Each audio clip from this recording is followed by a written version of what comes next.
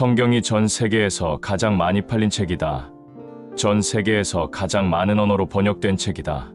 성경이 진리다 등등의 이야기를 어려서부터 들어왔습니다. 미션스쿨 중고등학교를 6년간 다닌 저도 채플 시간과 성경 수업을 통해 성경 이야기를 수없이 들어왔습니다.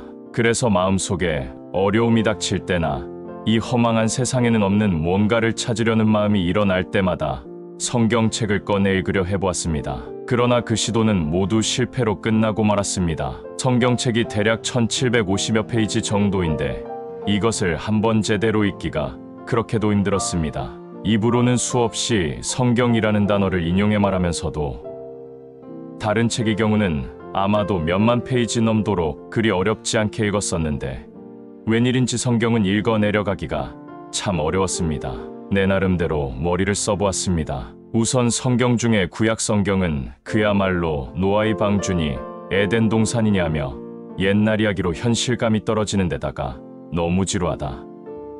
창세기는 그런대로 읽는다고 해도 다음이 출애굽기인데 너무 지루해 이 출애굽기를 출하기부터가 힘듭니다. 레위기, 민수기, 신명기. 그렇다면 신약 성경부터 읽어보자. 기독교란 결국 예수교 아닌가? 옛날 고1 때인가?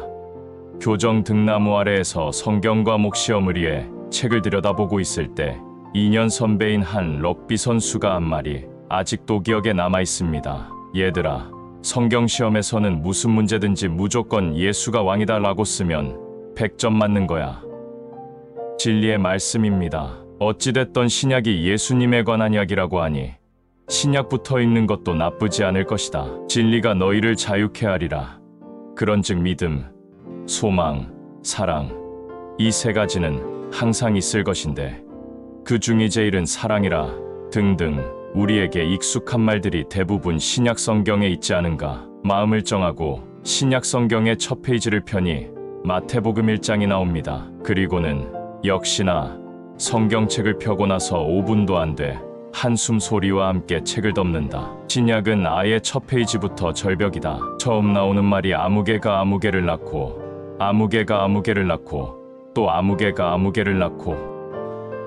마음 잡고 뭘 좀 해보려 했더니 이건 수학책보다 더 수면제다. 김씨, 이씨, 박씨가 누구를 낳고 해도 지루한 판인데 발음하기도 어려운 인간들이 끝없이 나아대니 초장에 포기하고 말곤 했던 것입니다. 그러나 다시 한번 생각해봅니다. 어느 분야의 책이건 첫 페이지가 중요합니다. 예를 들면 경제학 책이라면 첫 페이지에 경제학의 정의, 즉 definition이 나오면서 경제학이란 어떤 학문이라는 것을 정리해주는 것이 일반적인 이치인 것입니다. 법학 책도 전자공학 책도 미술사 책도 마찬가지 아닐까요?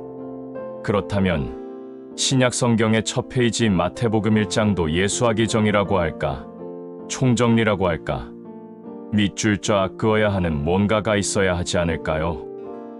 마태복음을 읽어봅시다. 마태복음 1장은 1절부터 16절에 걸쳐서 예수님이 족보를 쭉 나열하고 있습니다. 조금 지루할 수 있지만 꾹 참고 읽어봅시다. 아브라함과 다윗의 자손 예수 그리스도의 계보라.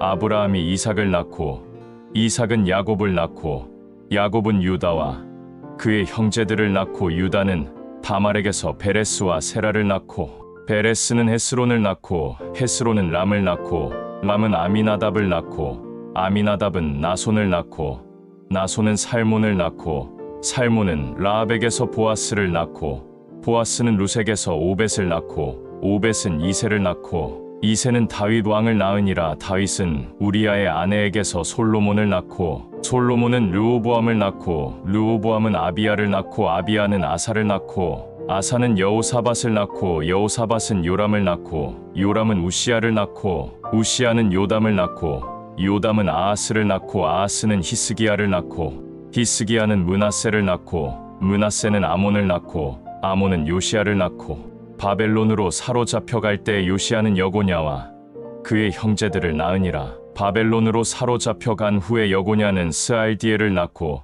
스알디엘은 스룹바벨을 낳고 스룹바벨은 아비웃을 낳고 아비웃은 엘리야김을 낳고 엘리야김은 아소르를 낳고 아소르는 사독을 낳고 사독은 아킴을 낳고 아킴은 엘리웃을 낳고 엘리웃은 엘르아살을 낳고 엘르아살은 맏단을 낳고 맏단은 야곱을 낳고 야곱은 마리아의 남편 요셉을 낳았으니 마리아에게서 그리스도라 칭하는 예수가 나시니라.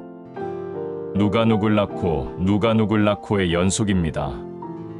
처음부터 끝까지 할아버지 이름들은 다르지만 같은 패턴입니다. 물론 도입부인 1절에서는 아브라함과 다윗의 자손 예수 그리스도의 계보라고 되어 있고 마지막 16절에서는 야곱은 마리아의 남편 요셉을 낳았으니 마리아에게서 그리스도라 칭하는 예수가 나시니라 라고 되어 있지만 나머지는 아버지와 아들을 대대로 나열한 것입니다. 그러나 좀 더 자세히 살펴보면 몇 군데에서 상당히 특이한 점을 볼 수 있습니다. 3절에서는 유다는 다말에게서, 5절에서는 살모는 라합에게서, 6절에서는 다윗은 우리아의 아내에게서라는 말이 삽입되어 있는 것입니다. 여기서 차이점을 좀 더 확실히 알기 위해서 영어 성경을 참조하는 것이 좋겠습니다. 다른 절에는 없는데 유독 3, 5, 6절에서만은 whose mother was 혹은 whose mother had been이라는 말이 붙어 있습니다. 즉 다른 절에서는 아버지, 할아버지, 아들 이름만 나오는데 이 세 절에서는 할머니들의 이름도 나오는 것입니다. 뭔가 사연이 있음에 틀림없습니다. 1절에 관해서는 나중에 언급할 기회가 있을 것이며 16절의 마리아 이야기는 이미 동정녀 마리아 편에서 했으니 여기서는 마태복음 1장 3, 5, 6절에 무슨 사연이 있는지를 알아봅시다. 우선 3절을 보겠습니다. 예수님이 족보를 보면 아주 고참 할아버지 중에 유다라는 분이 있습니다. 이분은 우리가 잘 아는 분입니다. 즉 아브라함이 이삭을 낳고 이삭은 야곱을 낳고 야곱은 유다를 비롯한 12형제를 낳은 것입니다. 이 12명 중에 예수님은 유다의 자손입니다. 그리고 유다는 다말이라는 여자에게서 베레스라는 아들을 얻고 베레스는 헤스론은 람을 낳고 쭉 연결이 되어 예수님까지 이어지는 것입니다. 다말이 누구인지 알아보기 위해서는 창세기 38장을 보면 됩니다. 그야말로 상상하기조차 힘든 황당한 일이 예수님의 족보에 기록되어 있는 것입니다. 유다가 자기 며느리와의 관계를 통해 베레스를 낳고 쭉 이어져 예수님까지 내려온 것입니다. 예수님의 족보 2편을 통해 우리 주 예수 그리스도의 조상들에게 발생한 이러한 황당한 사건들에 대해 좀 더 자세히 살펴보겠습니다.